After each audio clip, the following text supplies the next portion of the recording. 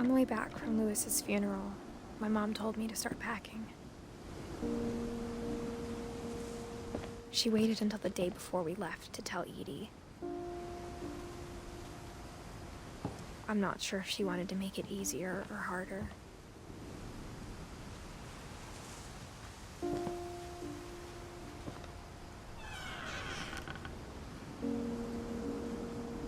I wish we'd stayed.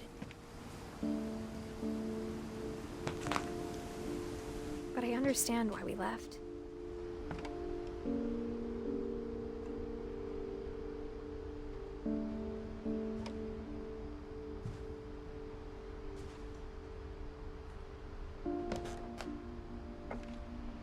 My mom ended up leaving everything behind.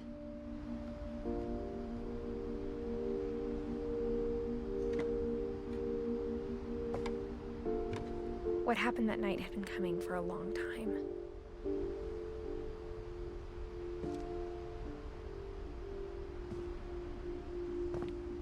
Maybe it should have come sooner.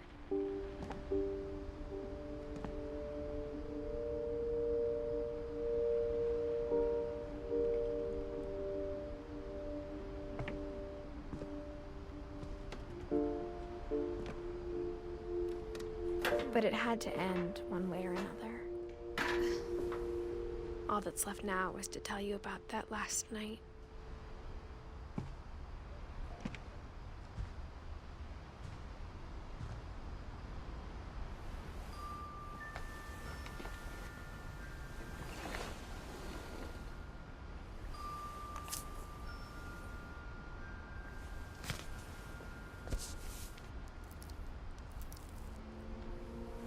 That whole last day, Edie just watched us pack and didn't say a word. Until supper, when she raised her glass and said, "To our final night together, and all our final nights apart." Grandma, you know what I said about alcohol. Some of your medications are very Edith, specific. I left a present for you in the hallway. Why don't you go open it?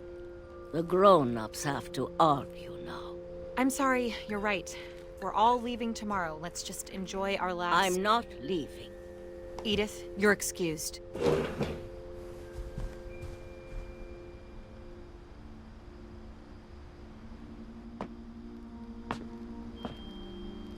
the power had been shut off that morning, but Edie always had plenty of candles. When my mom sealed the library, I don't think she knew about the other entrance.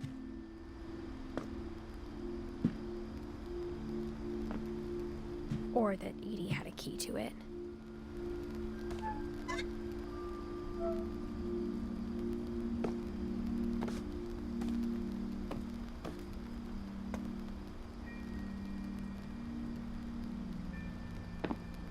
That thing you're afraid of isn't going to end when you leave the house.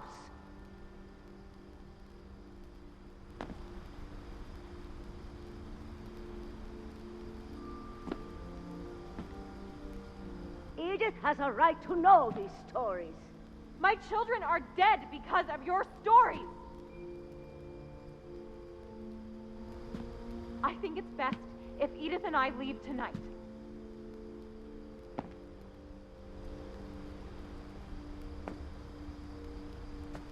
We'll have the nursing home send a van for you in the morning, okay?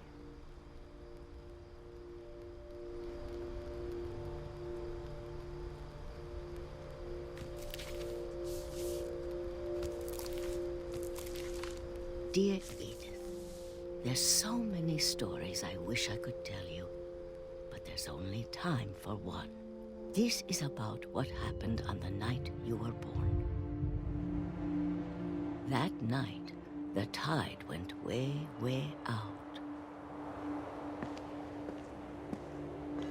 It was the first and last time I ever saw the old house aground. There'd been an earthquake out in the middle of the ocean.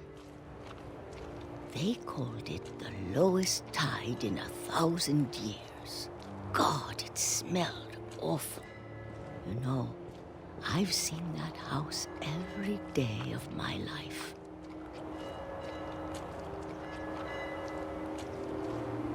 never thought I'd go back to it.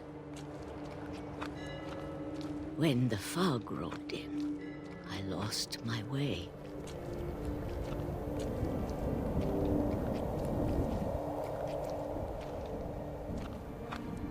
I got turned around.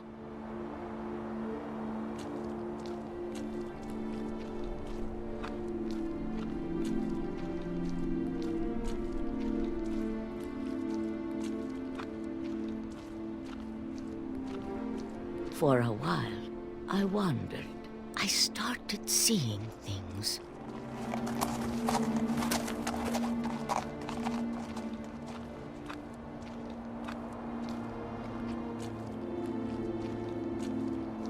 Things I'd forgotten had ever existed.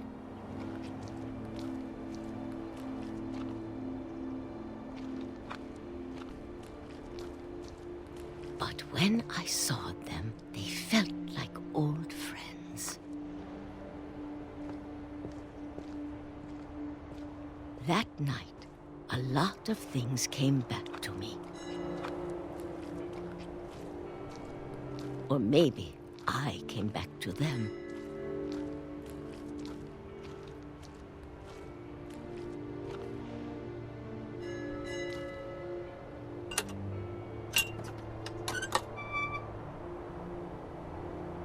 Things I can't explain, but that I need you to try and... Edith, what are you doing in here? It's mine. Edith!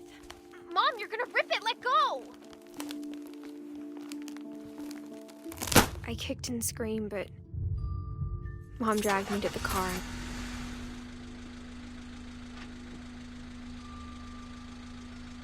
I never saw Great-Grandma Edie again. The next morning, the van came to pick her up, but she was already gone. After that, we moved around a lot.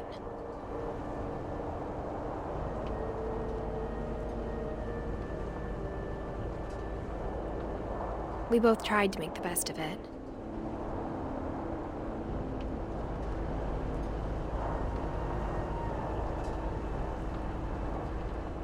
A few years went by.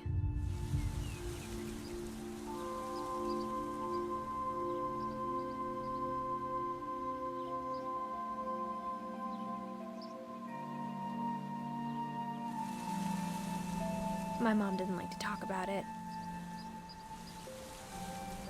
But she started getting sick a lot. The rest happened pretty quickly. She got better for a while, and then she didn't.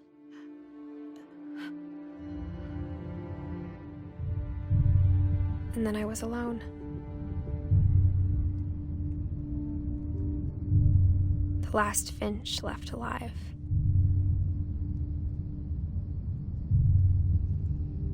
Until I found out about you. I'm still not sure what to tell you about all this. If we lived forever, maybe we'd have time to understand things. But as it is, I think the best we can do is try to open our eyes. And appreciate how strange and brief all of this is.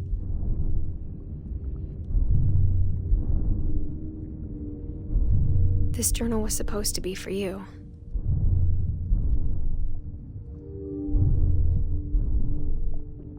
But now I hope you'll never see it. I just want to meet you and tell you all these stories myself. But I guess if you're reading this now, things didn't work out that way.